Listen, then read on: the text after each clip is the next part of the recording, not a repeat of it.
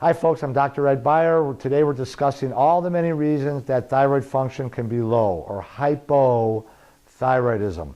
My clinic is filled with people that come to see me frustrated, gaining weight, no energy, fatigue, can't exercise, can't lose weight, losing their hair, depression, digestive issues, all kinds of different problems due to low thyroid problems, and their doctor's not discovering the underlying causes. There are 22 ways our thyroid function can go low.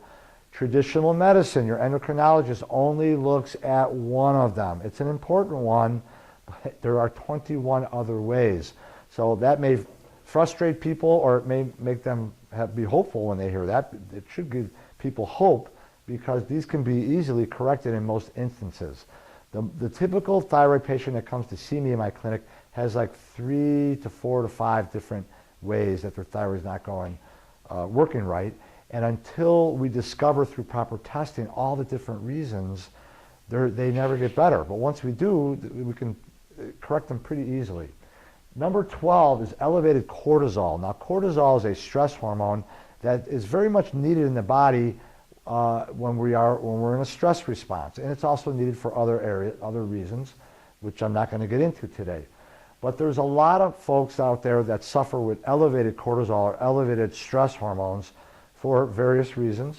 Now, elevated cortisol, what it does is it prevents us from converting the inactive T4, which is the hormone that mostly the thyroid produces. Like over 90% of what comes out of the thyroid is inactive. It's T4, and it needs to get converted over to T3, mostly in the liver, the gut, and our kidneys. The enzyme that does that gets shut down when we have high levels of cortisol.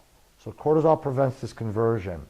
And the irony of this is most doctors, rarely do I see blood tests that patients bring in from their endocrinologist, rarely do they even check for T3.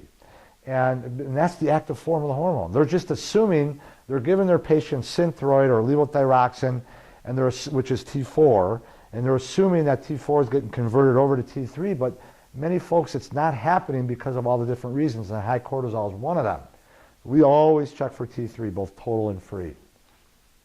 Now, what would elevate cortisol? Well, any stressful condition. One of the rarest ones is tumors on the pituitary gland or adenomas.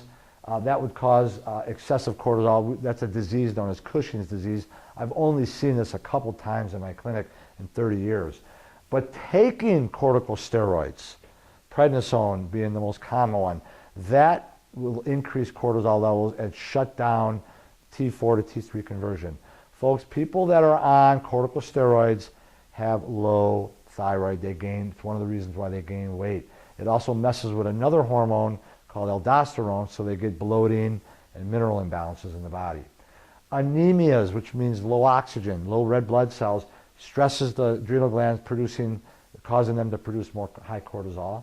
Inflammation, inflammatory foods, poor sleep, being overworked or over-exercising will cause excessive cortisol levels. Alcohol, nicotine, caffeine, and sugar are stressful to the body.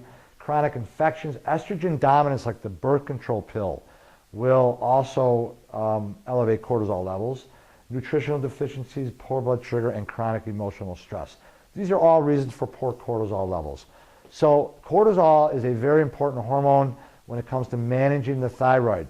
We check it on every one of our patients, and many of our patients, this is a cause of their low thyroid expression. So people that are suffering and that are maybe watching this, and your doctor's not checking these things, and there's so many ways that your thyroid can go wrong. This is a very common one. I'm Dr. Ed Beyer. I hope that helps. Have a great day.